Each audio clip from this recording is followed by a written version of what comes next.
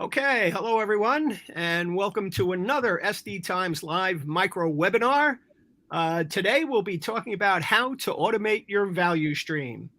And joining me are Norman Miglietta, he's the SVP of Marketing at ConnectAll, and Lance Knight, of course, the President and CEO of ConnectAll, who we've done 5 prior micro webinars with, and you can see them all someplace, I believe, on our YouTube channel. So today we're going to be talking about how to automate the value stream. And as we know, there are many ways to automate value stream, but not all of them have a direct or significant impact on value creation or the value stream itself as a whole. So to kick that off, I guess, here's Lance to give us his thoughts, and let's get going. Yeah, I mean, we only got about 5 minutes here, like succinct set of points to get into this too, because there's this whole word called value creation, right? So, and I think that word value, and I've said this a lot, really messes things up. What is value stream? What is value creation?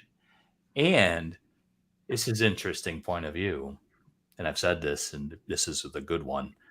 Value stream management and your value stream does not care if you're creating value. It just cares whatever you're doing is efficient.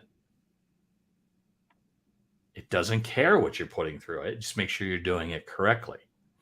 So when you think about value stream management and you think about the words, right, it's all the steps it takes, both value added and non-value added, to deliver products and goods to the customer. So the value is what you're doing to whatever it is that's going through the value stream. And the value stream doesn't care whether that's valuable or not. It assumes it is because it was a request from the customer.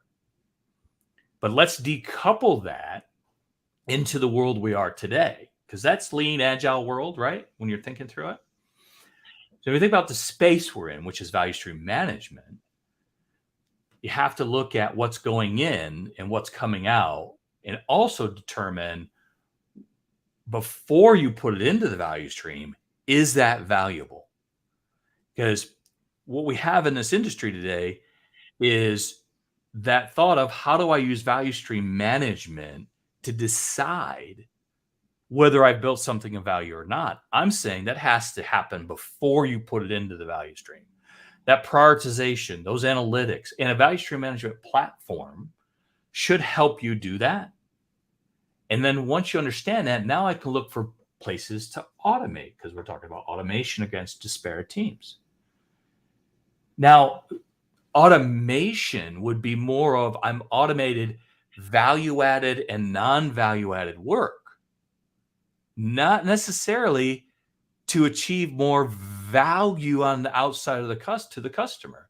It's about being more efficient, right? So we could change a bunch of these. It's really interesting when you start decoupling this in that word value.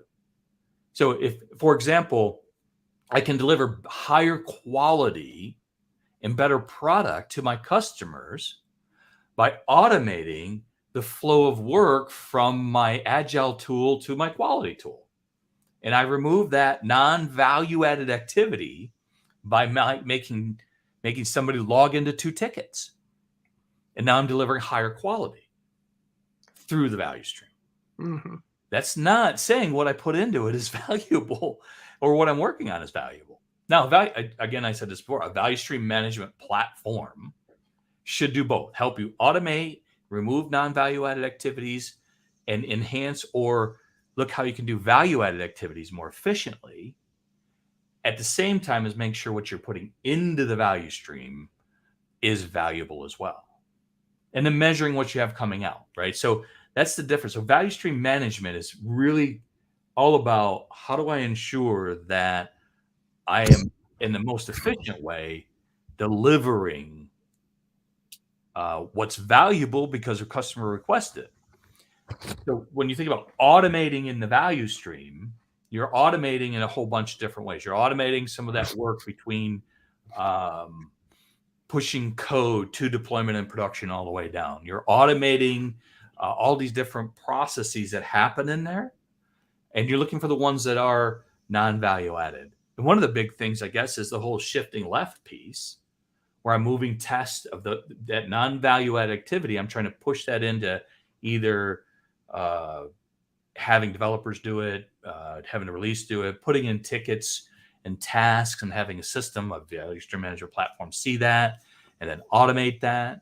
Whether that's a synchronization, a trigger, you're moving that process so it's happening automatically. Mm-hmm. So a lot of the, let me just ask you, a lot of the waste and the non-value added work comes from moving these silos, the information in each of these silos along the path towards delivery. And so automation, as I understand it, as you're explaining it, can help kind of break down or overcome the siloed processes that we've always had in software delivery. Yeah, I would say that. And it's funny, I've thought this, it's true. I've worked for companies so long that we're breaking down the silos of software delivery. I've said it for 20 years. I guess I'm failing at it, but we're still working on it. They still exist. I know. Right. But yeah, it's that difference between moving the code that I wrote into operations, into deployment, and so on, automating that. Or I have my testing team, all those tests get ran and all of that, automating the feedback loops. It's making the whole process of moving things through your value stream, all the activities, both value added and non-value added, that I can then remove waste.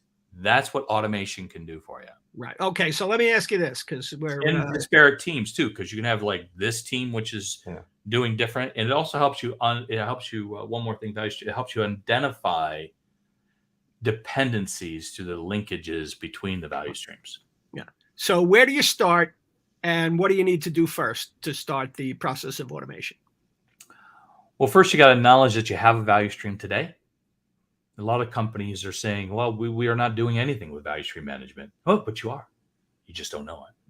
So acknowledge you have it.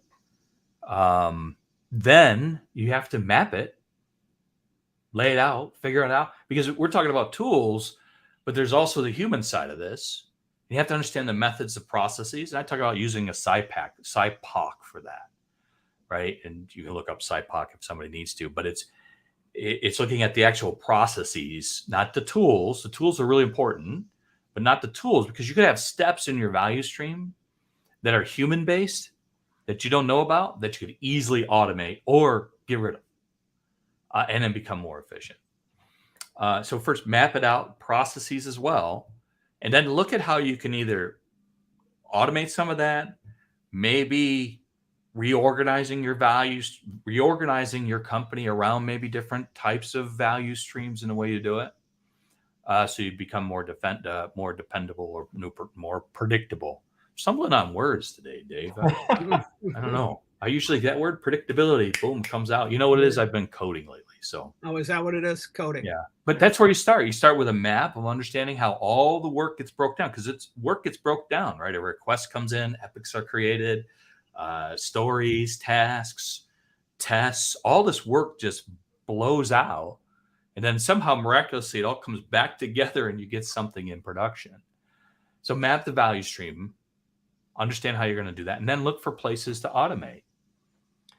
It was one thing that was interesting is, so I'm obviously in the marketing background, right? So I don't have that technical experience with all these different things, but what I thought was really interesting on certain projects is to be able to, using our VSM solution, be able to see the status of every project, to be able to understand what the dependencies are, because of like, hey, we need this product, and we've got to launch this, we got marketing plans, sales is expecting it.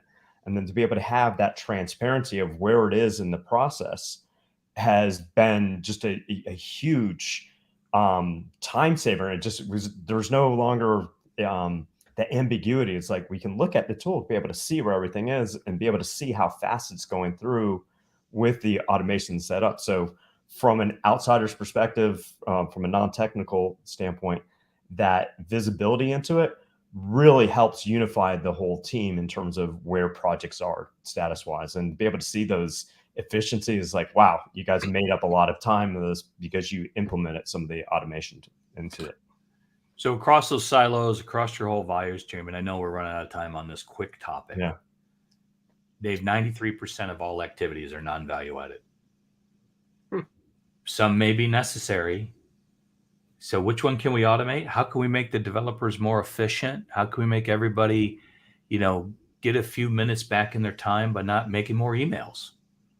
Or whatever it is you need to automate in there. But most activities, large percentage of it, is non-value added to the customer. So how do we do that? That's by automating across your silos and your disparate teams and letting them communicate more efficiently. Like the DevOps team communicating with the development team.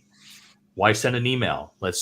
You put a task in Jira, puts a request into the team clicks a button, and boom, you've got yourself a whole environment just to start coding against. So it's about removing waste and automating. Mm-hmm. Great. All right. So we're just about out of time for another one of actually, this is our final micro webinar on the topic. Oh, no, we're extending. Oh, we're extending. Yes. We're extending. Good Absolutely. news.